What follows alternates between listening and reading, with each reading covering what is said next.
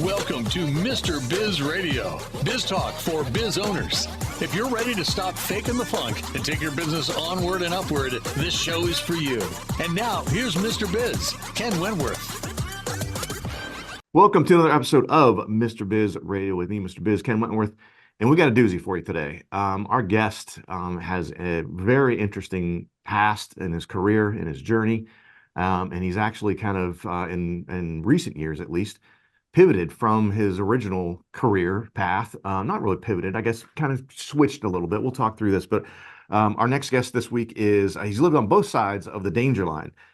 First as a veteran law enforcement officer, and now as a nationally recognized expert in helping business owners create safer, more productive workplaces. Easy for me to say. Chuck Marting is the author of Mastering the Impairment Code and a leader in modern workplace safety strategies. His experience brings a powerful blend of real-world lessons and forward-thinking solutions. Chuck, welcome to Mr. Biz Radio. Thank you. It's an honor to be here with you today. Yeah, been looking forward to talking with you, Chuck. I definitely want to talk about the Impairment Code, Mastering the Impairment Code, your book, and a lot of things in there. First, let's start off with, tell us about your entrepreneurial journey a bit, your career journey, if you would. Well, it's a little bit different. Like you said, I'm a retired law enforcement officer. I did that for 20 years. A lot of times people wonder, well, how did you get into law enforcement? Well, right at the beginning, I was kidnapped as a kid, and I got away from the guy. And because they ended up catching the guy, and I remember being at home kind of scared, as a kid. You just went through this dramatic thing. Well, a police officer came to my house afterwards that arrested this guy just to make sure I was okay. And the impression that he made on me changed my life, because I said, if I can do what you're doing, I want to do that. I was able to do it. I got into law enforcement, and I specialized in impairment. So I did a lot of the DUI stuff, the driving under the influence of drugs. I became what's called a drug recognition expert. So I was an expert witness in court. I would go into the courts and I'd explain to judges and juries what impairment looked like, what the officer saw, things like that. Well, Ken, I ended up arresting a guy one night. I was getting close to wanting to retire, and this guy was just totally freaking out because he was going to miss his pre-employment drug test in the morning. And I said, well, why don't you just get a mobile service? He says, well, nobody's doing that. And so the light bulbs went off, and I looked into it, and there was nobody in my area doing it. So I ended up starting a business doing that. I had my wife working it because I was like, give it a year or two, build it up, and then I'll retire. Within 4 months, she called me. She says, you're going to have to retire because I can't keep up with this. She was making more in 2 hours than I was the whole day as a police officer. So I figured it was time to leave. Yeah, that's a good indication. Yeah, so that's how I ended up getting involved in the drug and alcohol impairment areas. But I found really quick that employers just had no clue as to how to recognize impairment within the workplace.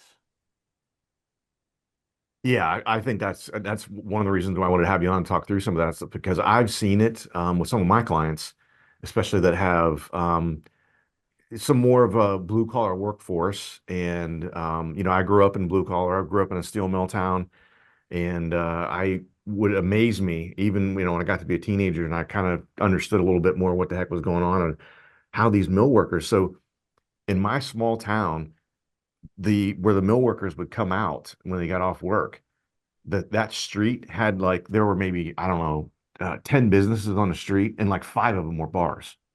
Wow. And they were full. These guys would come off work and automatically just go right to the bar, and they're having some adult frescas.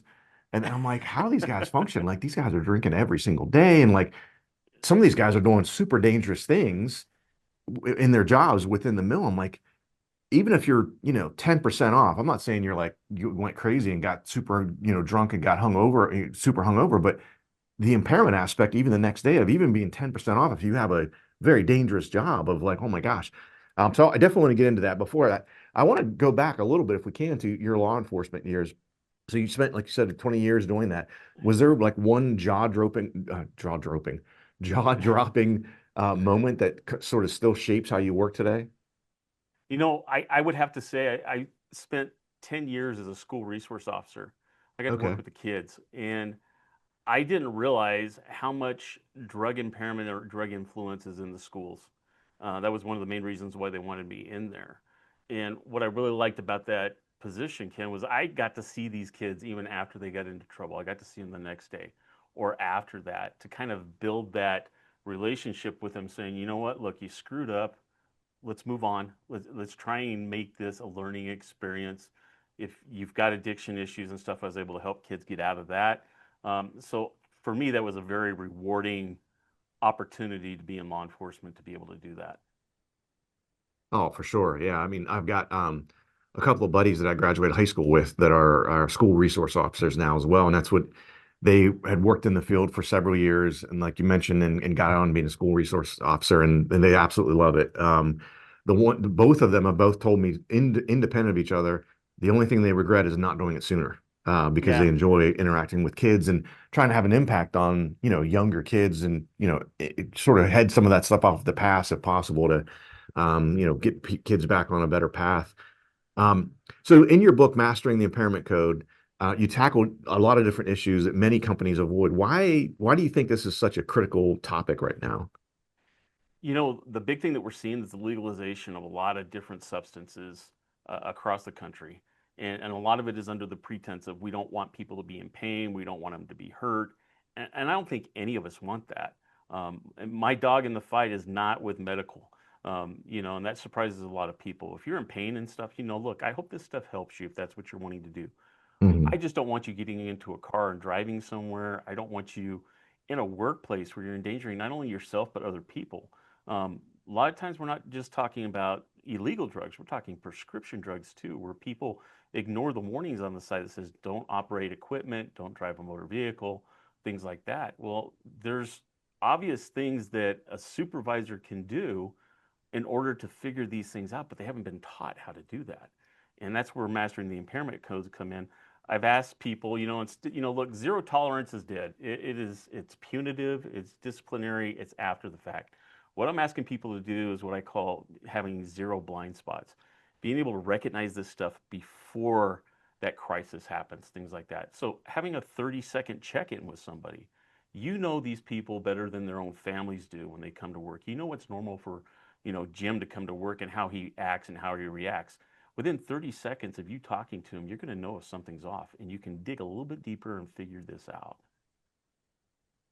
Yeah, like I mentioned, I can't even imagine with a blue collar job where, let's say you're operating a saw and things like that. And again, even if you're just a little bit off, could have obviously a huge detrimental situation there. I'm glad you brought that up actually, because as far as other, not just, alcohol, with the legalization of so many different, marijuana related products and everything, to be honest with you, Chuck, and it blows my mind, but I think there's a lot of people that don't consider impairment with those substances the same way they do with alcohol. And so I'm talking even the folks that use them. And so they don't even think twice about driving. Well, I'm not drunk driving. Well, you're driving impaired. It's DUI is driving under the influence of fill in the blank, right? It doesn't have to be just alcohol. And I think, again, a lot of people, and I'm concerned about that as well, as it continues to be legalized, across all 50 states. Again, do what you want to do. And alcohol is legal, so that should be as well. I think people should be able to make good choices, but I think it's very important for people to realize that. We're going to come back. We're going to hit a break here. We'll come back talking with Chuck Marting, the author of Mastering the Impairment Code. If you would like to reach hundreds of thousands of business owners every week, Mr. Biz Radio can help. Our show airs globally 7 days a week for more than 25 hours across several internet radio stations, plus 20 plus podcast platforms. Also, video exposure on the new exclusive Mr. Biz Network streaming channel, which gets blasted to 100 plus streaming platforms, and the Mr. Biz YouTube channel, and our 350,000 social media followers multiple times every week. Join Mr. Biz Nation as an advertiser by emailing us at info@MrBizSolutions.com. Attention, Mr. Biz Nation. We have an exclusive offer just for you. Get lifetime access to Scarcity Countdown timers and logic links for only $69. Yes, you heard it right. Only $69. These tools will add urgency to your email campaigns and website pages, helping you increase conversions, sales, and capture more leads. Don't miss this incredible opportunity. Visit GetPulseTools.com now and take your business to new heights. Check out all 3 of Mr. Biz's best-selling books at MrBizBooks.com. Now, once again, here's Mr. Biz. All right, welcome back to the show. Chuck, I want to dive back into this because, you brought up that the other substances other than alcohol. What are some of those things that you see, maybe even compared to alcohol with marijuana-related substances and things like that, that you see that maybe is a blind spot to a lot of employers now? Well, I think of the big thing that needs to be addressed is probably your edibles, your vapes, things like that are non-suspecting substances, but it's also very hard for an employer to identify. A lot of these edibles and stuff are packaged in a way that you're not going to think twice when somebody comes into the workplace with it. To give you an example, Ken, I had a person that has flaggers that works with traffic, and he said, Chuck, there's something going on with this guy. Can you come out? And I looked at him. I could see obvious signs of impairment.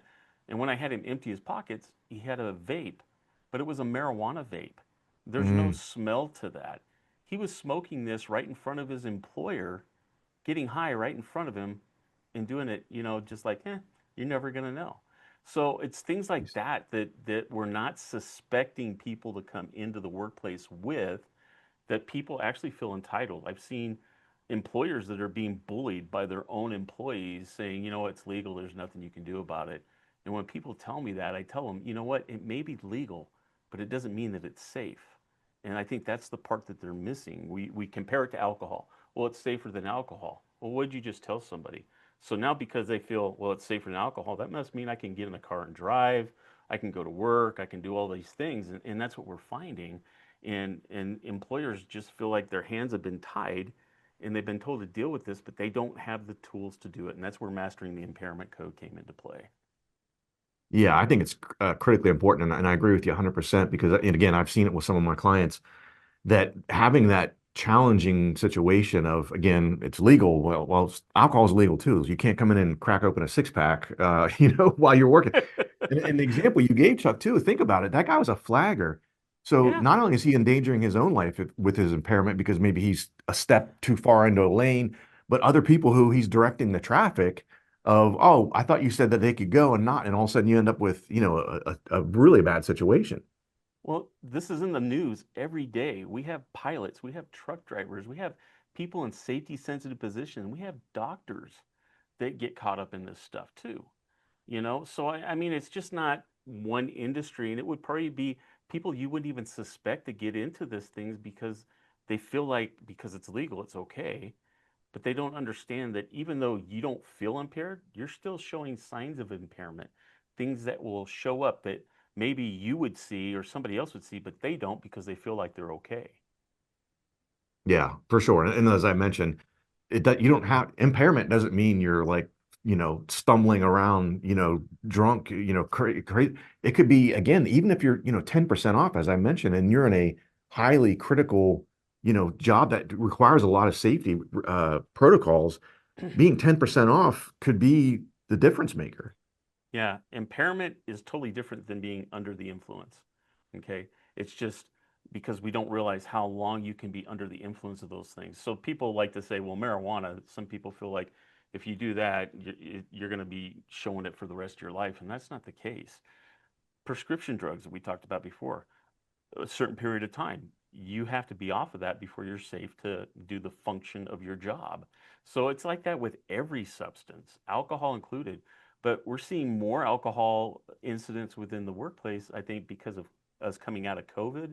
There was only a couple things that people were really able to deal with, or to deal with all this anxiety and stuff, and that was alcohol and legalized marijuana or even prescription drugs, and that's what they turned to.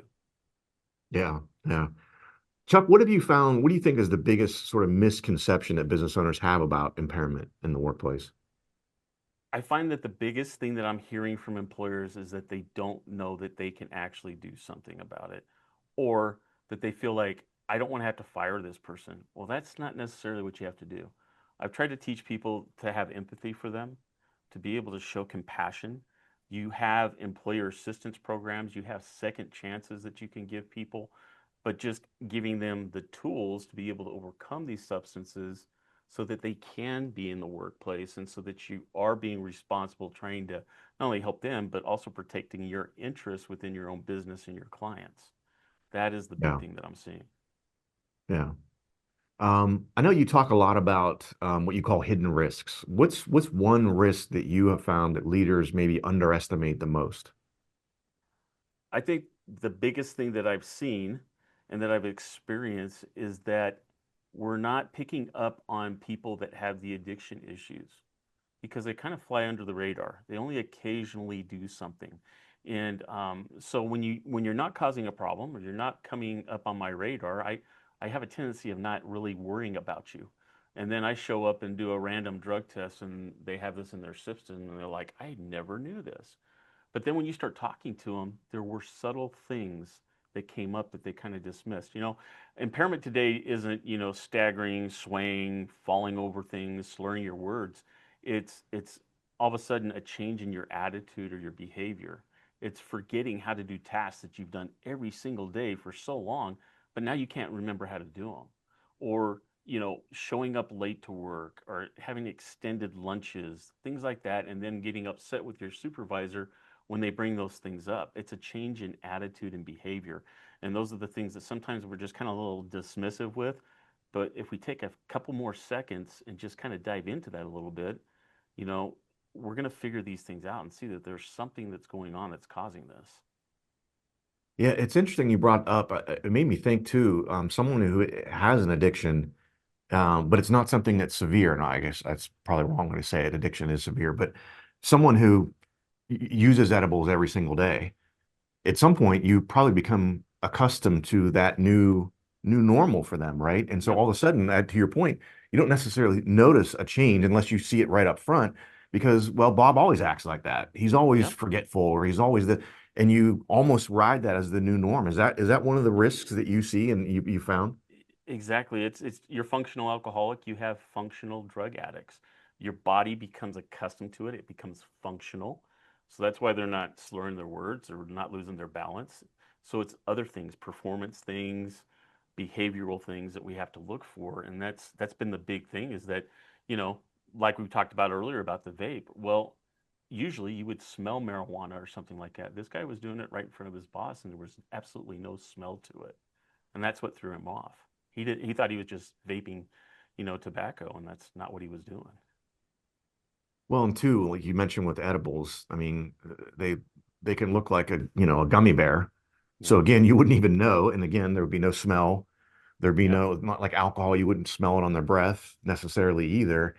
And I think a lot of people with that now as an option, because products become legalized, is they are using it as a coping mechanism to, I got a stressful job, so I need to kind of chill out. And so, I'm going to have a half a gummy a day, or I don't know, whatever, make it up. But, and I think that's one of those things that's increasingly becoming more risk. I know I'm preaching to the choir when I say that. No.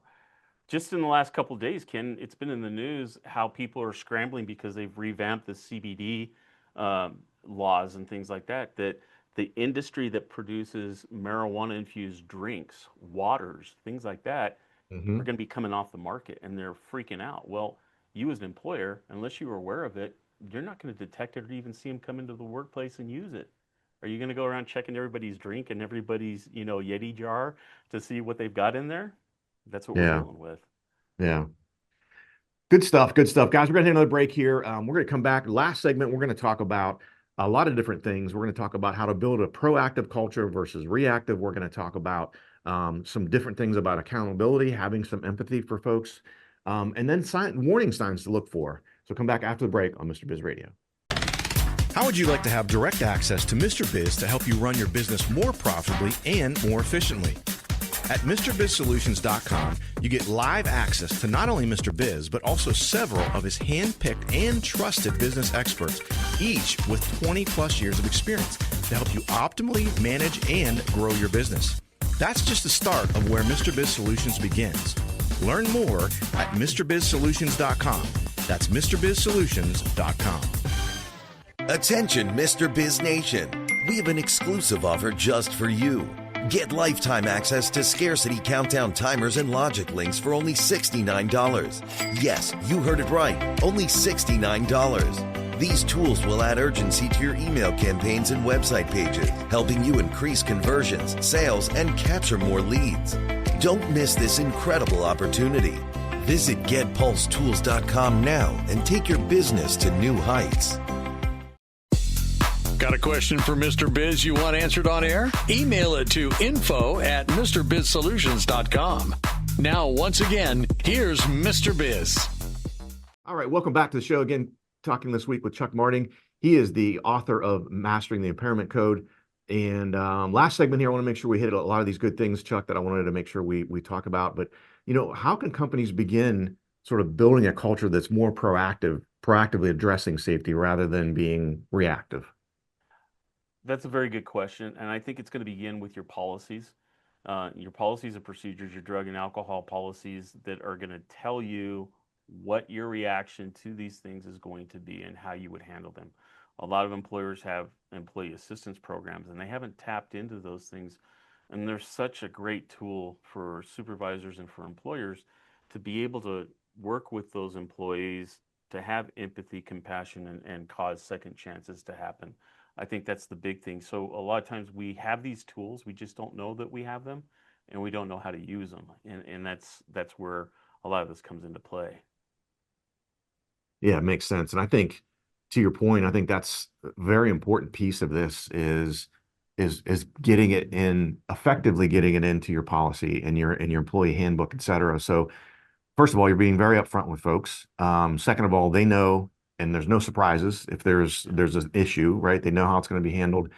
I know I've got one client, they have part of their, and I think this is fairly normal, but they have part of their process when they're interviewing people is you will be drug tested before you begin employment, and you will be subject to random drug tests. And if that's a problem, then we should probably just stop the interview.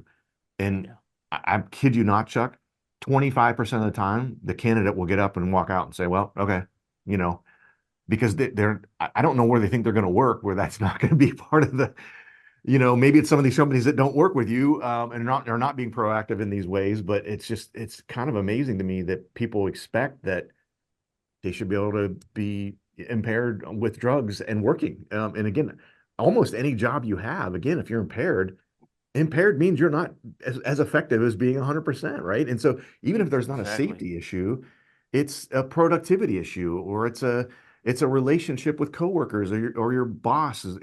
All those things come into play. It's not just safety, which obviously safety is a big part of it, but. And you've hit on it, and that's exactly what's happening, is that sometimes we know what the issue is, but we've ignored it. We don't associate it with impairment or that there's an issue. And I think that's where, like I said before, that 30-second check-in, having that communication and listening to what your employees are telling you. A lot of times we cut them off in the middle of a conversation, where if we just let them talk a little bit longer, they're going to tell you a lot of things. Ken, I had a person yesterday that was impaired in the workplace with alcohol, okay? And I taught this supervisor before, and so he looked at me and he smiled, and he just started a conversation with her. He let her talk. And one of the things that she said, she goes, well, the other times that I've done this, well, what does she just tell him? This is the first time she's been caught, but she's done this before. And I think that's the key, is that we have to listen and hear, not listen to respond, but listen to hear what these guys are saying and then go with that. And I'm sure that goes back to your law enforcement days as well, because that's one of the things you hear all the time, is that when an officer comes up, if they suspect that you're under the influence of they're trying to engage you in conversation. Well, where were you going? Have you had any drinks today? And, asking these questions to get someone to talk. And I'm sure that's a part of that assessment as an officer. Is that correct? Exactly. I solved more incidents within the school with a candy dish and letting kids eat candy and talk to me than anything else. Just letting them do that, be comfortable. It brings their guard down, and now they feel that they're safe and they can talk. And that's what we need to do with our employees. Give them the ability to know that they're safe, they're okay, and that we're there to help them. And it will open doors that you could not even imagine. You're going to find out more about what's going on in your workplace than you probably want to know. Well, too, and I think the other thing that's important is the empathy piece of this is Yeah. that folks understand that if you are if this doesn't become an incident, that's not necessarily an immediate firing. It's not an immediate termination, depending on the severity of it, of course, but that Yeah. there could be ways that we could help you. We could get you in an employee assistance program. Again, maybe you are have an addiction or you're on the verge of having an addiction. And I'm sure if that's the case, it's not just impacting your work life. I'm sure it's having a negative impact on your personal life as well and your family relations, et cetera. And so being able to assess those, find those out, gets people some help, could really turn their life around, right? Or at least divert it away from something that could end up in a tragic situation. Exactly. Exactly. A lot of times you even have families that will call you as an employer or a supervisor going, "Hey, what's going on with Dan? He's coming home, he's upset, he's doing this," because you see them more than their own families do. You know what's normal for that individual. So they're even coming to you for their help and having to deal with Dan when he's at home. So I know you mentioned earlier some of the early warning signs, but I think it's worth mentioning again. Yeah. What are some of those early warning signs that leaders should look for before something bad happens? The biggest thing is change in behavior, change of attitude, how they react to other people that they're around. Is this an individual that all of a sudden they've forgot how to do their job? They're relying on other people, or you're getting complaints from other employees going, "Hey, Ken, I'm getting tired of having to do this guy's job all the time. He doesn't finish things, and so I'm having to do it." Um, you know, Being late or being calling out sick on Mondays or even on Fridays, leaving early, saying they've got an emergency when you find out they really didn't. They just wanted to get away from work because they want to go and get high again. So Hmm. those are the things immediately that come to mind that I would tell you, the big ones that I would teach people to look for. I love it. What's one like policy or practice that you think every company should really implement immediately? I think the biggest thing I would tell you to do is review your policies and procedures. I had a company that they hadn't done that since 1986, Oh, and wow. you have to be current with those things because if you don't know your policies, your employees know what the law says, and they're going to tell you. You need to understand that so that you can make those adjustments. Also, so your supervisors, when you have somebody you're sending home, when that employee looks at you and goes, "Well, Ken, now what happens?" You can't just say, "Well, HR will get a hold of you tomorrow and that'll be it." You're a leader. You Yeah. need to know this. If you don't even know it, how do you expect your employees to know it? So that's the Yeah. biggest thing I would tell you. Okay. Okay. All right, we're running out of time here, but I want to end on a positive note. We're talking about all these, oh my gosh, these bad things Yeah. can happen. You've helped countless organizations. What's the most rewarding transformation that you've seen, Chuck? The most rewarding thing is when you have an employee that comes back to the employer, or they've even come to me and they thank you for catching them. Because if you hadn't have intervened with that individual, it may have gone further down the line and they realize that you just gave them the opportunity to correct this. And when they come to you and they say thank you for doing this, it'll blow you away. But it's also the most rewarding thing because you just made such a positive impact in that person's life. You probably saved their life, and it's an incredible feeling. Yeah, I can't even imagine. I preach to our daughters as they got older, especially the older two, is there are no do-overs. And so, Yeah. especially as they started to get old enough to where they were, starting to drink alcohol and things like that, is like making one bad decision this is a little bit of a tangent to what we're talking about, but making that one bad decision of, oh, I think I'm fine. I can drive home. It's just one time. There's no do-over. Like you can't. And I Yeah. said, it's not even like, oh my gosh, I'm going to get a ticket. I'm going to get a DUI. I'm talking about you go left to center and you kill someone or you Yeah. kill yourself. I mean, and having to live with that the rest of your life, I just can't imagine the impact that would have on you. And it Well, could be someone who's not even an addict or a regular drinker, but just makes one yeah. bad decision. It's so important to really be mindful of those things. Chuck, I really appreciate you coming on the show. We're out of time here, but thanks again for coming on. I really Thank appreciate it. you. Thank you. I appreciate it. Yeah, guys, thanks for watching as always. Thanks for listening and have a fantastic rest of your week. And don't forget, as always, cash flow is king. To become part of Mr. Biz Nation, follow him on all social media platforms or never miss a show by going to MrBizRadio.com.